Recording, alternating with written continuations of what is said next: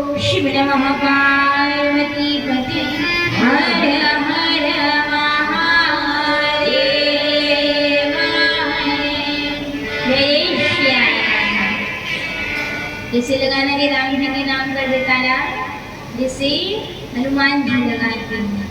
सोयोजन के समुद्र को जब लागने को कहा जाता है तो हनुमान जी तो मौन होकर के बैठ जाते हैं। फिर जामवंत जी आकर के जब उन्हें उनके बल का परिचय कराते हैं, सुषुप्त हुई शक्ति को पुनर्जागृत करने हेतु, भूली हुई उस विद्या को पुनर्जागृत करने हेतु जब स्मरण कराते हैं हनुमान जी महाराज के बल का, तो हनुमान जी महाराज अपने स्थान से खड़े होकर के पुकार भरते हैं राम नाम की और सोयोजन के समुद्र को मुस्कुराते हुए आनंद के साथ में विराम हो जाते हैं। वो बल कहाँ से प्राप्त होता है हनुमान जी को? राम नाम के उद्घोष से प्राप्त होता है। तो कहा जाता है कि राम नाम की औषधि जो हरि नियत से खाए तो अंग रोग व्यापे नहीं और महारोग मिट जाएगा। तो आइए सभी राम नाम का जयकारा कैसे लगाना है, इसे हनुमान जी लगाते हैं पूरी उत्साह के साथ। एक बार हम कहेंगे, दूसरी बार आप सबको लगाना है। जय जय श्री राम, जय जय श्री राम, जय जय श्री राम, जय कृष्ण भगवान की। अच्छा, अब एक बार आप हमें ये तो बताइए कि भाई आपके यहाँ सुंदर कोटा नगरी में विद्यास्थली में इस विद्यालय प्रांगण में सुंदर साप्ताहिक श्रीमद् भागवत कथा का आयोजन किया गया। तो इस हरि कथा में पधार कर हरि कथा को श्रवण कर आपको आनंद आ रहा नहीं आ रहा है, प्रसन्नता है कि नहीं है कि अधिक मास के इस विराम के क्षेत्र में जहाँ अधिक मास विश्राम लेने वाला है, विराम लेने वाला है, उस विराम की अवस्था में कहते हैं ना, अंत भला तो सब भला। तो अधिक मास के इस विश्राम के ही समय में हम सबको हरि कथा सुनने का अवसर मिला है। श्रीमद् भागवत महापुराण की हरि कथा को श्रवण पान करने का अवसर मिला है। तो आप सबको प्रसन्नता है कि नहीं? हाँ जी के ना जी? तो कैसे पता चलेगा कि भाई आपको प्रसन्नता है कि नहीं? एक बार राधा नाम का जयकारा और लगा दीजिए और इस बार ऐसे लगाइएगा जिससे हमें पता चले कि भाई आपको प्रसन्नता है, कथा समझ में आ रही, हम जो बोल रहे हमारी भाषा समझ में आ रही है, आवाज ठीक से आ रही नहीं आ रही, ये सारी प्रश्नों का उत्तर हमें मिल जाएगा आपके राधा नाम की पुकार से। तो एक बार पूरी उत्साह के साथ जय जय श्री राधे, जय श्री राधे, जय श्री राधे, जय श्री राधे, श्रीमद् भागवत महापुराण की।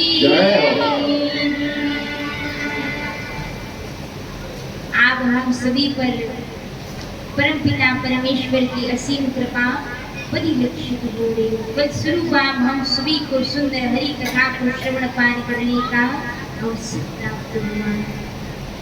और यहाँ प्रश्न उठता है, क्या आवश्यकता है हरि कथा के आयोजन की? क्या आवश्यकता है समय निकाल करके अपने काम काज को छोड़ करके कथा मंडप में आकर के सत्संग को श्रवण करने की?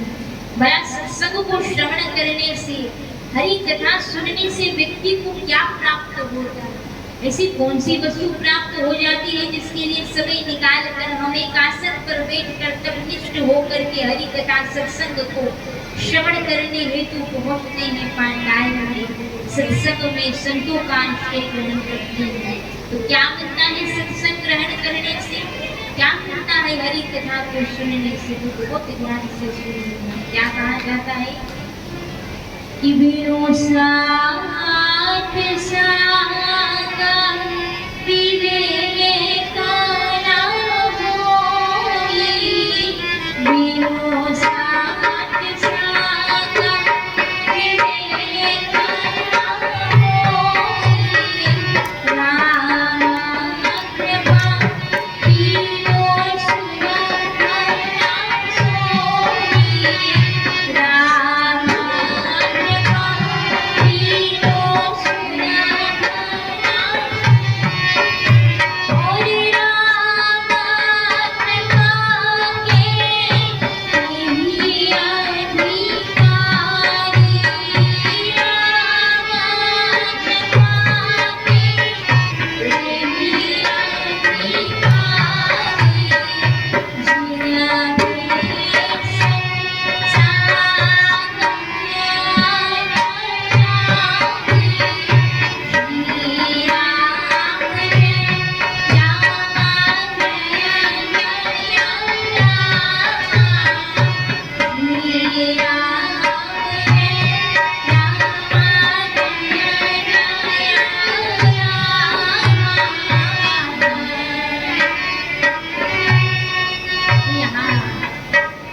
सुंदर तुलसीदास जी ने कहा वर्णन करते हैं अपने ग्रंथ में क्या प्राप्त होता है सत्संग में जाने से, भला क्या मिल जाता है हरि कथा पांडाल में बैठकर हरि कथा सुनने से।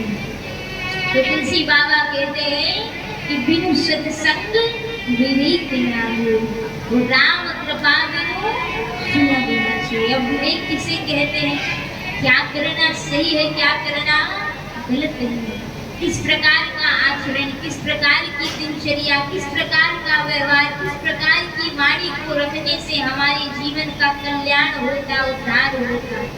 तो क्या करने योग्य है इस मानव की योनि में, इस मानव की देह को प्राप्त करने के बाद में, और किन कर्मों को, किस व्यवहार को, किस वाणी को त्याग देना चाहिए, किस प्रकार का भोजन करना चाहिए और किन किन पदार्थों का, भोज्य पदार्थों का सेवन हमारे शास्त्रों में, धर्मों में निषेध बताया गया। तो कुल मिलाकर के सरल भाषा में कहा जाए तो क्या करना चाहिए क्या नहीं करना चाहिए, इस प्रकार की समझ का होना विवेक कहलाता है। वो विवेक कहाँ से प्राप्त होता है, वो विवेक हमें प्राप्त होता है हरि कथा सुनने से, संतों की वाणी को, सत्संग को श्रवण करने से प्राप्त होता है।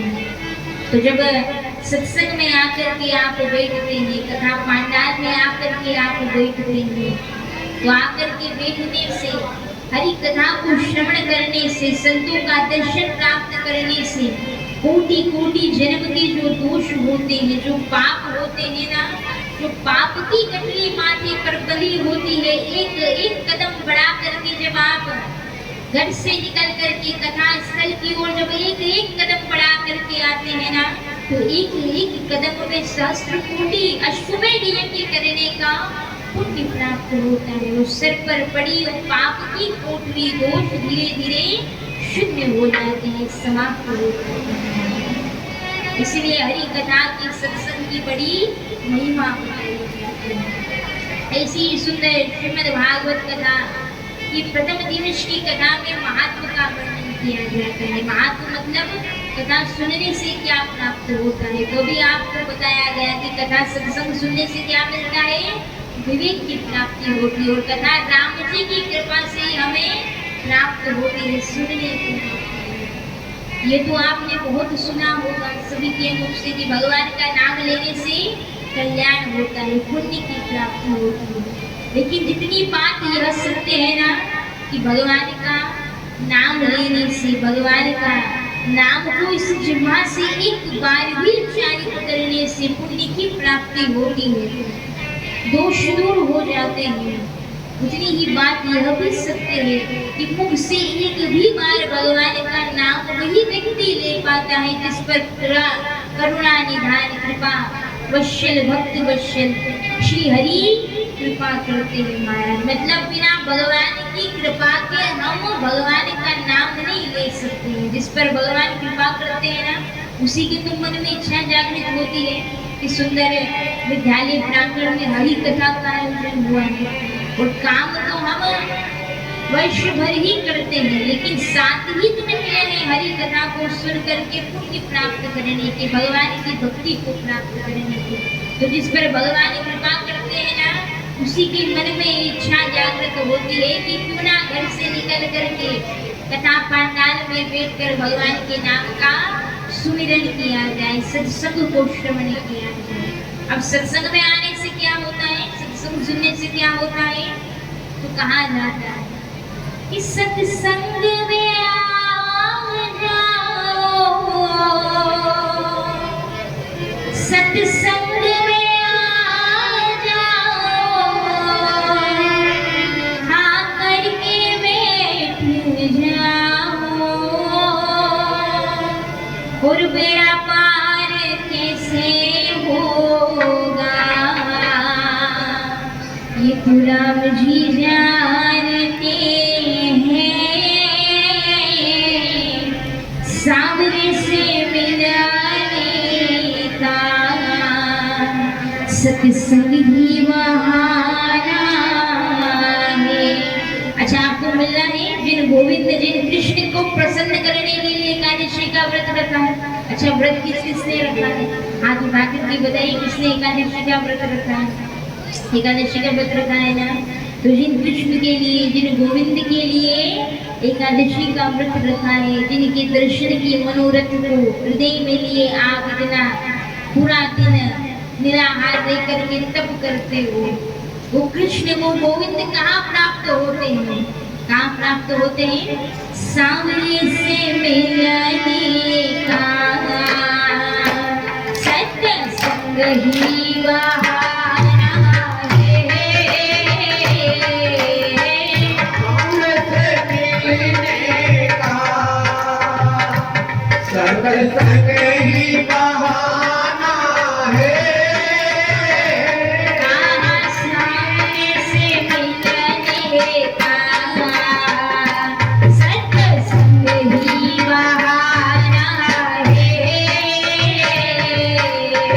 सामने से मिलने का सत्संग ही बहाना है। और दुनिया वाले क्या जाने, मेरा रिश्ता पुराना है। दुनिया वाले क्या जाने, मेरा रिश्ता पुराना है। हो दुनिया वाले क्या जाने, मेरा रिश्ता पुराना है। दुनिया वाले क्या जाने, मेरा रिश्ता पुराना है। सेवा देते हुए जुड़ते हुए सभी सामने से मिलने का सत्य संग ही बहाना है।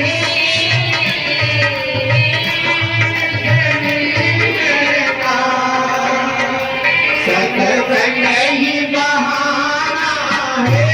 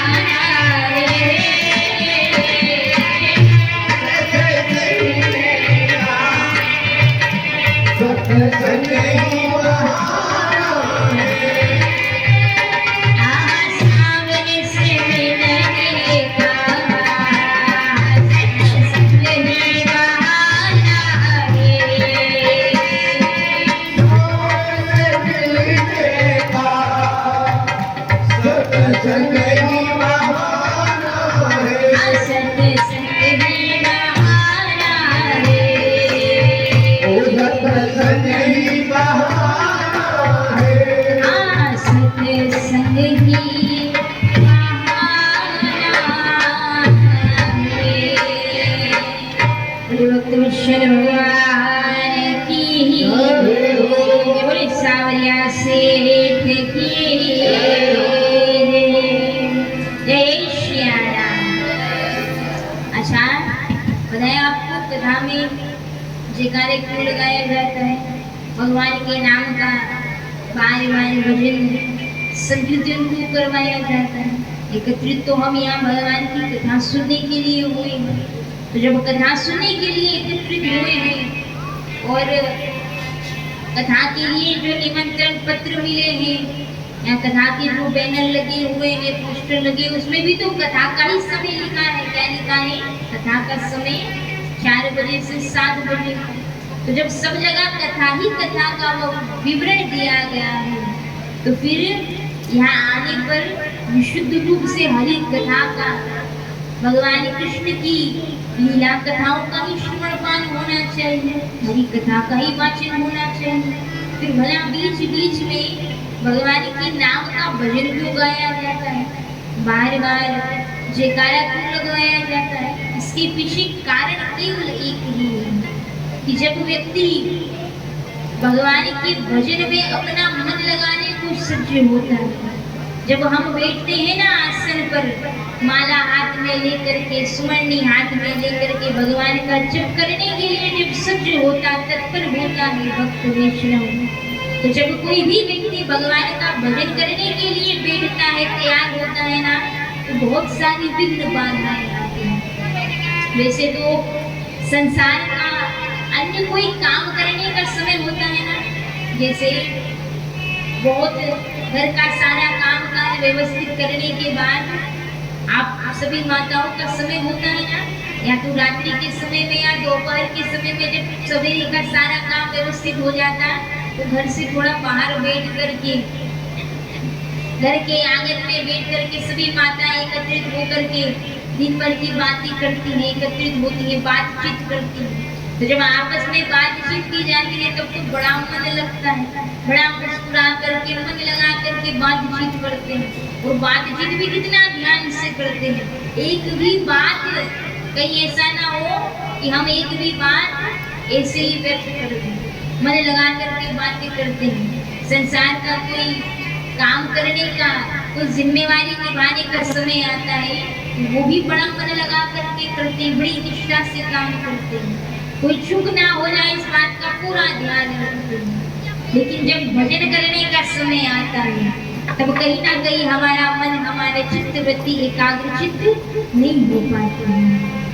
तो जब हमारी चित्तवृत्ति एकाग्रचित नहीं हो पाती है और बार बार आलस्य हमें घेर लेता है, क्योंकि घर पर डल्लम के गद्दों पर ठंडी हवा में भी इतनी मीठी नींद नहीं आती जितनी मीठी नींद जो है कथा मंडप में आती है। अच्छा, बात सही है कि गलत है? बात सही है ना? जितनी अच्छी और जितनी बढ़िया नींद कथा सुनते सुनते आती है, उतनी बढ़िया नींद कहीं नहीं आती। तो इसलिए बार बार आपको निंद्रा महारानी ना परेशान करे, कहीं आपको आलस्य ना घेर ले, इसलिए बार बार करताल बजाने को, भगवान राम जी के नाम का उद्घोष लगाने को कहा जाता है। बोले सीताराम जी महाराज की जय हो, बोले भक्त वत्सल भगवान की जय हो, जय श्री राम, जय श्री राम, जय श्री राम, जय श्री राम। तो चूंकि आज प्रथम दिवस है, वो कथा भी सारी व्यवस्थाएं व्यवस्थित करने में थोड़ा समय लगता है, इसलिए आज सुंदर हरि कथा की शोभा यात्रा में हम सभी प्रेम से, आदर के साथ, सम्मान के साथ में गंगा मैया को कलश में लेकर के मस्तक पर धारण करके नगर भर में हमने सुंदर शोभा यात्रा में हम सभी सम्मिलित हुए। उस शोभा यात्रा के महत्व के विषय में कहा जाता है कि अन्य किसी, चाहे वो बड़े से बड़ा पदाधिकारी व्यक्ति क्यों ना हमारे नगर में पधारा हो, लेकिन अगर उसके साथ उसकी यात्रा में सम्मिलित होता है तो मान किसका होता है? केवल उस एक पदाधिकारी व्यक्ति का मान बढ़ता है।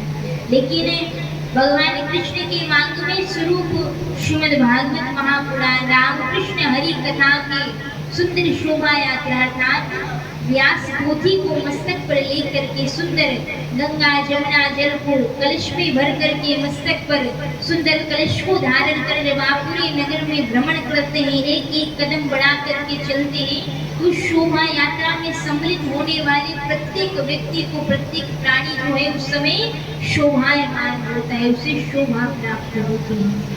और यहाँ कहा जाता है कि जब व्यक्ति शोभा यात्रा में सम्मिलित होता है, उसका कारण केवल इतना है, शोभा यात्रा निकालने के पीछे केवल एक ही ध्येय होता है संतों का।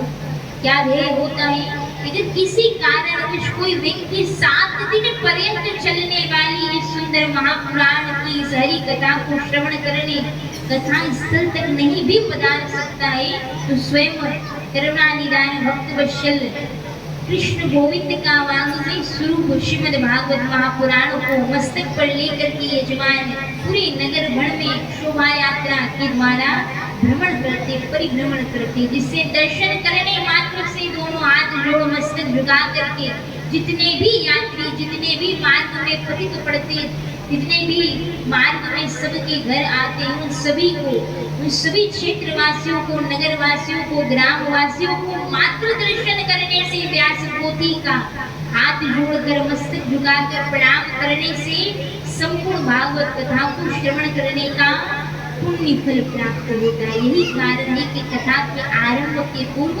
शोभा यात्रा निकाली जाती है। तो हमने सबने सुंदर शोभा यात्रा का आनंद लिया और सुंदर प्रथम दिवसीय श्रीमद् भागवत कथा में आप सभी उपस्थित हुए।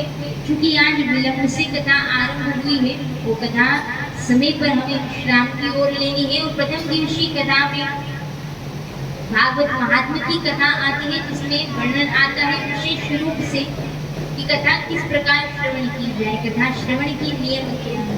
वैसे तो कई कथा प्रसंग होते हैं, कोकण उपाख्यान की कथा का वर्णन होता है, ठाकुर जी के स्वरूप का वर्णन किया जाता है, तो वो सभी कथा प्रसंगों को विस्तार से हम कल द्वितीय दिवसीय श्रीमद् भागवत कथा में श्रवणपान करेंगे। अर्थात आज के सभी शेष जो कथा प्रसंग है, उन सभी को हम कल के दिवस की कथा में आनंद से, प्रेम से जो है श्रवणपान करेंगे। इसके लिए आवश्यक है आप सबका समय पर आना, न केवल समय पर आना, अधिकाधिक संख्या में पधारना। तो आप सभी कल से ध्यान रखिए, अधिकाधिक संख्या में पधारे, समय पर कथा स्थल पर पधारे, जिससे कथा समय पर आरंभ होगी तो हम भी आनंद से, प्रेम से, विस्तृत रूप से आपको हरि कथा के प्रसंगों का श्रवण पान कराएंगे। आप भी प्रेम से हरि कथा को श्रवण पान कर पुण्य लाभ प्राप्त करें, आनंद की आप सबको प्राप्ति हो। इस हेतु आप सभी कल समय पर पधारे। आज विशेष रूप से महात्म्य की कथा में हम आपको बताई देते हैं कि कथा श्रवण करने की क्या क्या नियम है, अर्थात किन नियमों को उदाहरण करते हुए हरि कथा को श्रवण पान किया जाए, जिससे हमें साप्ताहिक श्रीमद् भागवत कथा को श्रवण करने का पूरा फल प्राप्त हो। तो प्रथम नियम है कि अगर कोई व्यक्ति किसी भी मनोरथ को लेकर के, किसी भी मनोकामना को लेकर के भागवत कथा, साप्ताहिक कथा को श्रवण कर रहे हो, जैसे किसी की पुत्र प्राप्ति की इच्छा होती है, किसी की धन को प्राप्त करने की इच्छा से भागवत कथा को श्रवण किया जाता है, और किसी के द्वारा अपनी अपनी मनोकामना की सिद्धि के लिए भागवत कथा श्रवण की जाती है। वैसे तो हरि कथा अपने आप में ही सबसे बड़ा फल है, अर्थात जब भगवान ही स्वयं वांग्मय रूप में हमारे सम्मुख विराजमान हो रहते हैं और मांगने को कहें तो भगवान से कुछ और मांगने की बजाय अगर भगवान से भगवान को ही मांग लिया जाए, तो जब स्वयं राजा आपके हिस्से में आ जाएंगे, तो बताइए राजा जब हमारे हिस्से में आ जाएंगे, सावरिया सेठ ही स्वयं हमारे हिस्से में आ जाएंगे, तो क्या धन धान्य ऐश्वर्य मान सम्मान हमें प्राप्त नहीं होगा? सब कुछ सहजता से प्राप्त होगा। तो अगर किसी मनोरथ को लेकर आप कथा सुन रहे हैं, तो मनोरथ आपको क्या रखना है? एक संकल्प लेकर की कथा सुननी है। मनोरथ लेकर जो कथा सुन रहे हैं उनके लिए नियम है कि वो हो सके तो घर से अपना आसन लेकर के, अर्थात एक आसन पर बैठ करके 7 दिन की हरि कथा को श्रवण करें। तो एक आसन पर बैठ करके कथा सुने। उसके उपरांत अगर कोई चाहते हैं व्रत लेकर के कथा सुन रहे हैं, तो एक समय अर्थात जब तक कथा श्रवण नहीं करते, जब तक कथा आप श्रवण नहीं करते, सुबह के समय फलाहार नहीं और कथा सुनने के बाद ही अन्न ग्रहण किया जाता है। तो तीसरा नियम बताया गया है कि प्रेम से जब तक साप्ताहिक श्रीमद् भागवत कथा आप श्रवण कर रहे हैं तब तक किसी को भी ऐसे कटु वचन ना बोले जिससे उसके हृदय में विराजमान अंतर्यामी पिता परमेश्वर को किसी भी प्रकार से कष्ट हो। तो 7 दिन तक मीठी वाणी बोलनी है, अच्छा व्यवहार रखना है और सबसे प्रेम से ही सदा व्यवहार सद आचरण को ग्रहण करना है। चौथा नियम बताया गया है कि हो सके तो मौन होकर के कथा को श्रवण पाठ करें। 5वां नियम बताया गया है जितना हो सके सात्विक आहार को ग्रहण करे। अगर कोई व्यक्ति फलाहार ग्रहण करके कथा नहीं सुन सकता है तो भोजन शुद्ध ले, सात्विक भोजन को ग्रहण करे, अर्थात भोजन में लहसुन प्याज का श्रवण सेवन जो है बिल्कुल भी ना करे। जब तक 7 दिन कथा सुन रहे हो तब तक तो आपको आहार सात्विक लेना चाहिए, जिससे आपको हरि कथा श्रवण का पूरा फल प्राप्त हो। इन नियमों को लेते हुए आपको साप्ताहिक श्रीमद् भागवत कथा को श्रवण करना है, समय पर आना है, प्रसाद लेकर आरती करने के बाद ही अपने आसन से उठ करके आपको घर की ओर प्रस्थान करना है। तो आइए हम सभी 7 दिन के नियमों को श्रवण पान करते हुए आज की प्रथम दिवसीय श्रीमद् भागवत कथा को आज यही विराम देंगे। यहाँ राष्ट्रीय जी के द्वारा विशेष सूचनाएं कल की कथा के लिए हमें प्राप्त हो रही है, उन्हें आप सभी प्रेम से श्रवण पान करें। श्री राधे सम्मान समारोह की आज की इस बेला में देखिए, कार्यक्रम तो आपने कितने ही भव्य कथाएं देखी होंगी, लेकिन कार्यक्रम का भव्य होना और दिव्य होना दोनों में बहुत अंतर है। जब कार्यक्रम में विशेष रूप से संत उपस्थित हो जाते हैं तो वो कार्यक्रम भव्यता के साथ साथ दिव्यता का रूप ले लेता है। तो एक बार जोरदार तालियां हमारे आज के कार्यक्रम में उपस्थित संतों के लिए हृदय से स्वागत वंदन अभिनंदन। आदरणीय श्री महंत रामदास जी महाराज रुद्री गौशाला से पधारे हैं, आपका सहृदय स्वागत वंदन अभिनंदन। मैं आदरणीय अरुण जी भार्गव से निवेदन करूंगी कि श्रीमद् भगवत गीता भेंट करके अंगवस्त्र भेंट कर आप श्री का सम्मान करें। जोरदार तालियां बजाकर आप श्री का स्वागत वंदन अभिनंदन।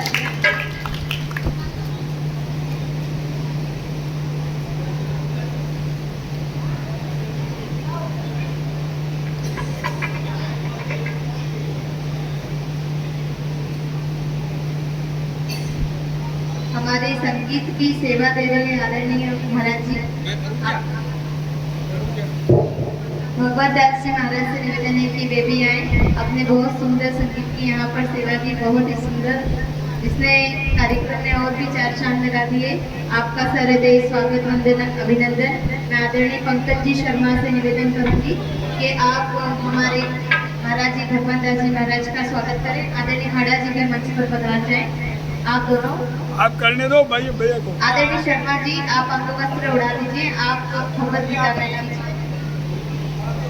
शर्मा जी आप भी आ जाए।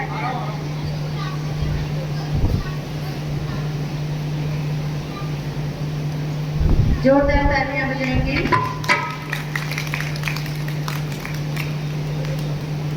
शर्मा जी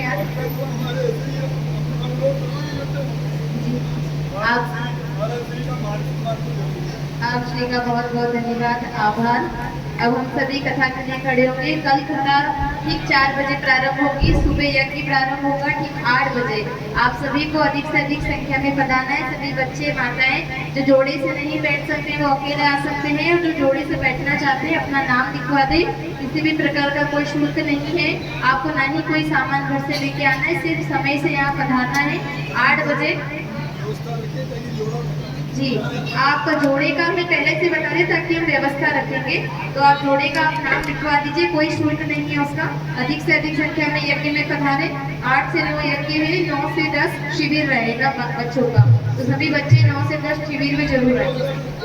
आप सभी अपने स्थान पर खड़े हो जाए आरती के लिए।